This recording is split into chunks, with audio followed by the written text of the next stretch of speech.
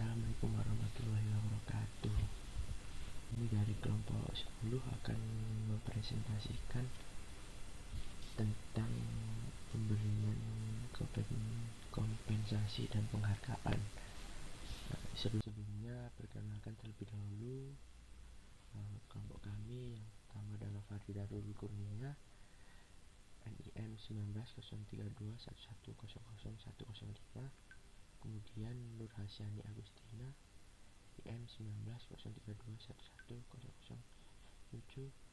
Dan yang terakhir saya sendiri, C. Aaron Kurniawan 190321001111.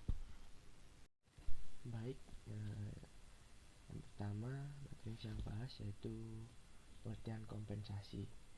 Kompensasi adalah kontraprestasi terhadap penggunaan tenaga atau jas yang telah diberikan oleh tenaga kerja. Kompensasi juga merupakan jumlah paket yang ditawarkan organisasi kepada pekerja sebagai imbalan atas penggunaan tenaga kerjanya. Yang selanjutnya adalah kompensasi terdiri dari dua jenis, yaitu kompensasi finansial dan kompensasi non finansial. Yang finansial terdiri dari finansial langsung atau seperti contoh upah, gaji, komisi atau bonus. Dan yang tidak langsung berupa contohnya jaminan sosial, asuransi PHK, asuransi kesehatan, pensiun, dan yang lain-lain. Selanjutnya itu yang non finansial.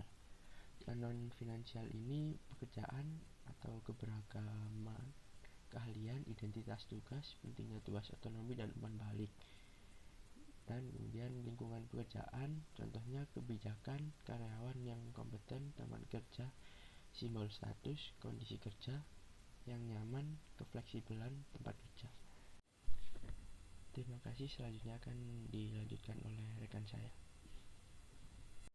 Untuk selanjutnya saya akan menjelaskan tentang metode pemberian kompensasi, yaitu terbagi menjadi 5. Yang pertama, tarif dasar.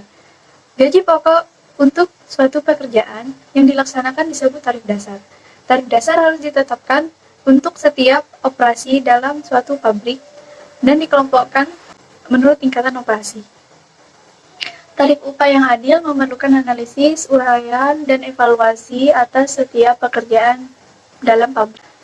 Yang kedua, tunjangan. Tunjangan juga merupakan unsur yang penting dari biaya tenaga kerja. Tunjangan seperti tunjangan hari raya, tunjangan cuti, upah lembur, dana pensiun, dan tunjangan kenaikan harga harus ditambahkan pada tarif dasar untuk memperoleh biaya tenaga kerja yang lebih bulat.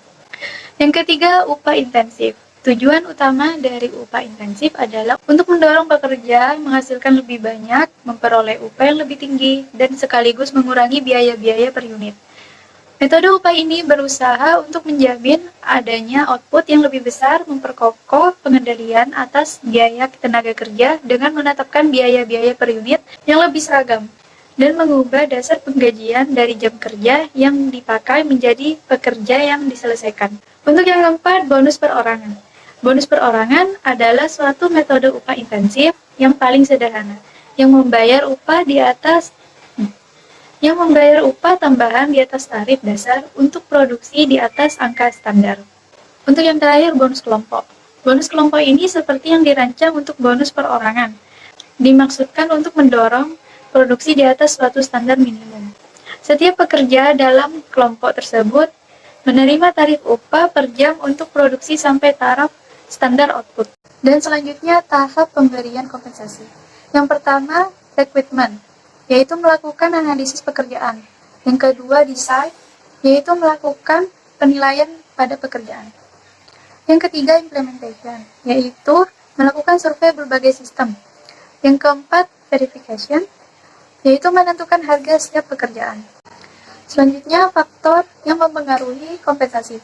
Yang pertama, tingkat biaya hidup. Yang kedua, tingkat kemampuan perusahaan. Yang ketiga, jenis pekerjaan dan besar kecilnya tanggung jawab. Yang keempat, peraturan perundang-undangan yang berlaku. Yang kelima, peranan sertifikat. Selanjutnya, pengertian penghargaan, yaitu suatu tanda apresiasi dari perusahaan yang bertujuan untuk memotivasi kepada karyawan lain untuk bisa berhasil juga, menjadikan suasana kerja akan terasa lebih kompetitif. Untuk selanjutnya akan dijelaskan oleh rekan saya. Adapun faktor-faktor yang mempengaruhi besarnya penghargaan antara lain yaitu satu, penawaran dan permintaan, di mana tenaga kerja jika pencari kerja atau penawaran lebih banyak daripada lowongan pekerjaan, maka penghargaan relatif sedikit. Sebaliknya, jika mencari kerja lebih sedikit daripada lowongan pekerjaan, maka penghargaan relatif semakin banyak. Yang kedua, ada kemampuan dan kesediaan organisasi. Apabila kemampuan dan kesediaan organisasi untuk membayar semakin baik, maka tingkat penghargaan akan semakin meningkat. Yang ketiga, ada organisasi karyawan. Apabila organisasi karyawan kuat dan berpengaruh, maka tingkat penghargaan semakin besar, dan begitu pun juga sebaliknya. Yang keempat adalah produktivitas kerja karyawan, di mana jika produktivitas kerja karyawan baik dan banyak, maka penghargaan akan semakin besar. Sebaliknya juga begitu. Yang kelima, ada pemerintah dengan undang-undang dan Kepres. Pemerintah dengan undang-undang dan Kepres mendapatkan besarnya penghargaan minimum. Peraturan pemerintah ini sangat penting supaya organisasi tidak semena-menanya menerapkan besarnya penghargaan bagi karyawan. Yang keenam, ada posisi jabatan karyawan, di mana karyawan yang menduduki jabatan lebih tinggi akan menerima gaji atau penghargaan lebih besar. Begitu juga sebaliknya, karyawan yang menduduki jabatan lebih rendah akan memperoleh gaji yang lebih kecil. Yang ketujuh, ada pendidikan dan pengalaman kerja. Jika pendidikan lebih tinggi dan pengalaman kerja lebih luas, maka penghargaan akan semakin besar. Yang ke-8, ada kondisi perekonomian nasional. Apabila kondisi perekonomian nasional sedang maju, maka tingkat penghargaan akan semakin meningkat karena akan mendekati kondisi full employment. Beberapa penghargaan yang paling efektif yaitu ada kompensasi finansial yang dikaitkan dengan pencapaian kinerja usaha yang meningkat sebagai hasil peningkatan pengetahuan dan keterampilan. Yang kedua, ada penghargaan karena berhasil melaksanakan rencana pertumbuhan dan perkembangan, kado, hadiah karena mencapai hasil yang diharapkan. Yang ketiga, ada cuti panjang, di mana untuk meningkatkan usaha ke arah pertumbuhan dan pengembangan. Yang keempat, ada tantangan atau project high profile, dimaksudkan untuk menaikkan atau mempromosikan karyawan dalam perusahaan.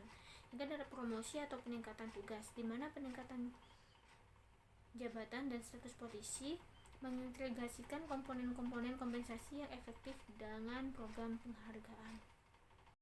Untuk strategi kompensasi dan penghargaan agar memperoleh hasil yang memuaskan, yaitu ada solusi jangka panjang, pemberian penghargaan kemampuan usahanya, memberikan penghargaan pada kepemimpinan, memberikan penghargaan pada pertumbuhan dan perkembangan kinerja karyawan, memberikan penghargaan pada kinerja tim dan kerjasama, memberikan penghargaan pada komitmen dan loyalitas, dan memberikan penghargaan pada kreativitas.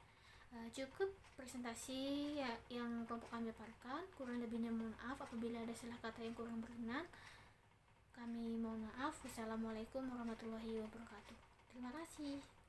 Baik, terima kasih. Itu tadi adalah sedikit banyak penjelasan dari kelompok kami. Jika ada kurang atau salah kata, kami mohon maaf yang sebesar-besarnya. Assalamualaikum warahmatullahi wabarakatuh.